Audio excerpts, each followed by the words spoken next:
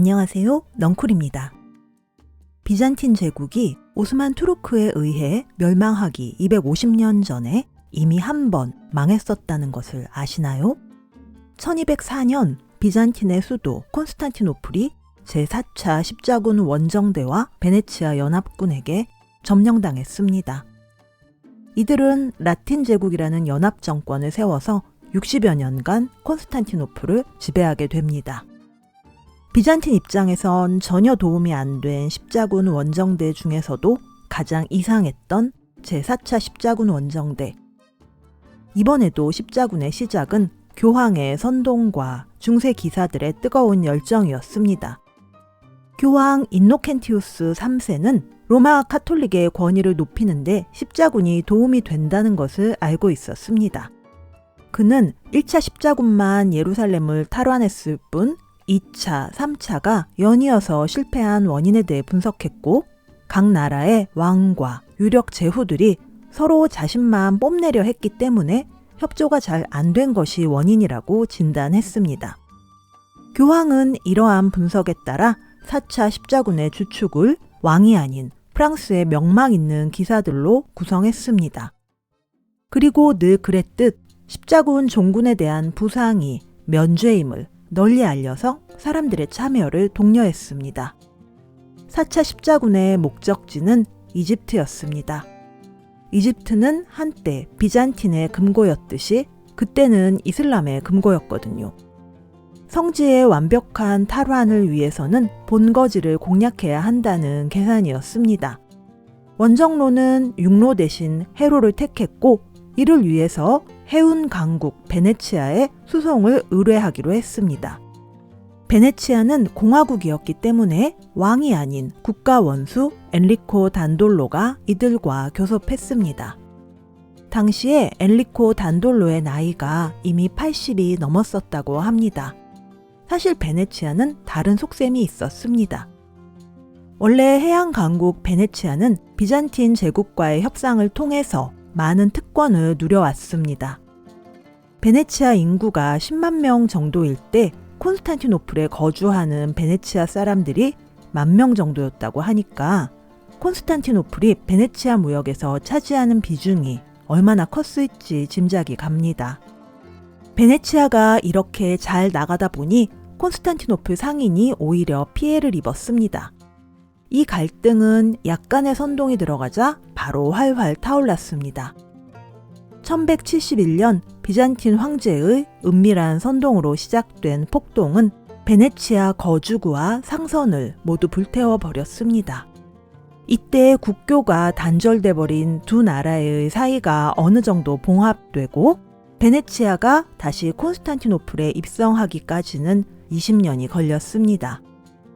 베네치아는 사실상 피해자였음에도 콘스탄티노플에서 우월적 지위도 누리지 못하게 된 데다가 불안한 정세 속에서 언제든지 다시 예전 같은 일이 일어날지도 모른다는 불길함을 느끼고 있었습니다. 이런 상황 속에서 십자군 원정대가 군대를 이끌고 같이 이집트로 가달라고 베네치아에 찾아왔던 것이죠. 십자군이 베네치아에 요구한 수송 의뢰 내역을 한번 볼까요? 4,500명의 기사, 말 4,500마리, 9,000명의 시종, 2만 명의 보병. 견적서는 신성 로마 제국 화폐인 마르크 은화로 총 85,000 마르크가 나왔습니다. 감은 안 오지만 엄청난 금액이었겠죠? 프랑스 왕의 연수입의 2배에 상당하는 금액이었다고 합니다. 그래서 기사들은 일시불로 지불하지는 못하기 때문에 4회에 걸쳐서 분할 지급하기로 계약서를 썼습니다. 꽤 자세하게 작성된 이 계약서에는 결정적으로 최종 목적지인 이집트의 이름이 빠져 있었어요. 적들에게 들킬까봐 그랬다고 했겠죠? 베네치아도 과연 그런 생각이었을까요? 베네치아는 추가 조항을 제시했습니다. 50척의 무장 갤리선과 6,000명의 전투원을 이끌고 베네치아 국가 원수 엔리코 단돌로가 직접 참전할 테니 함께 십자군 연합군을 결성해서 싸우고 정복한 땅의 절반을 달라는 거였어요. 십자군 원정대는 든든한 동맹군인 베네치아의 공동 참전을 환영했습니다.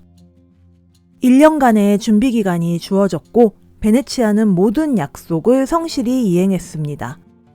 베네치아는 이렇게 출전 준비를 다 마쳤지만 서유럽에서 온 기사들은 약속한 돈의 반도 지불하지 못했습니다.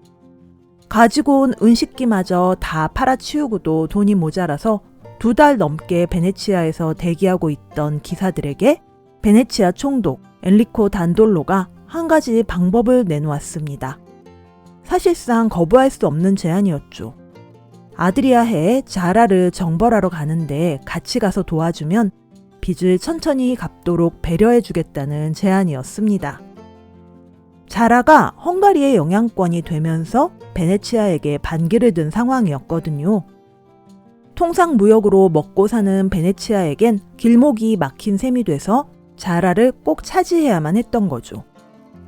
십자군 입장에서 보면 헝가리도 자라도 다 기독교도이기 때문에 이거는 절대 해서는 안 되는 일이었어요. 그러나 돈이 없는 십자군에겐 다른 방법이 없었기 때문에 결국 베네치아와 뜻을 같이 하게 됐습니다. 연합군이 자라를 정복하는 데는 딱 5일이 걸렸습니다. 십자군이 기독교 땅을 정복했다는 소식을 들은 교황은 대노했고 십자군 전원을 파문하겠다고 펄펄 뛰었습니다. 프랑스에서 온 기사들은 교황에게 사정을 설명하고 싹싹 빌며 파문을 면했지만 베네치아 사람들은 변명 없이 그냥 다 쿨하게 파문당해 버렸다고 합니다. 파문당한 베네치아인들과 파문을 면한 기사 집단. 이 이상한 연합군은 바로 이집트로 출발할 수 없었습니다. 때는 겨울이었고 바다를 잘 아는 베네치아인들이 겨울 동안 자라에 머물고 봄에 출항하자고 했거든요. 그래서 자라에 머물면서 결전을 대비하고 있던 이들에게 특별한 손님이 찾아왔습니다. 손님은 동로마 제국에서 쫓겨난 황제의 아들 알렉시우스였습니다.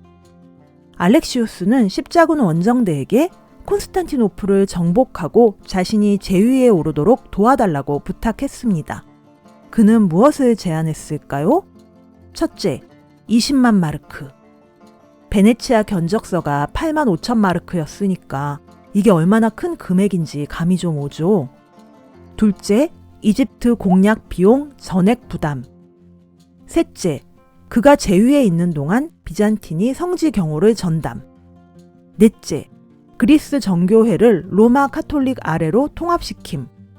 기독교 국가, 그것도 그들의 정신적 고향인 동로마 제국을 정벌하라는 것은 기사들에게 받아들이기 힘든 일이었습니다. 콘스탄티노플을 정벌하는 것은 불가능하다는 생각이 아마 본심이었을 거예요. 정치와 전쟁은 실제적으로는 실리를 추구하지만 대외적으로는 명분으로 움직이는 법이니까요.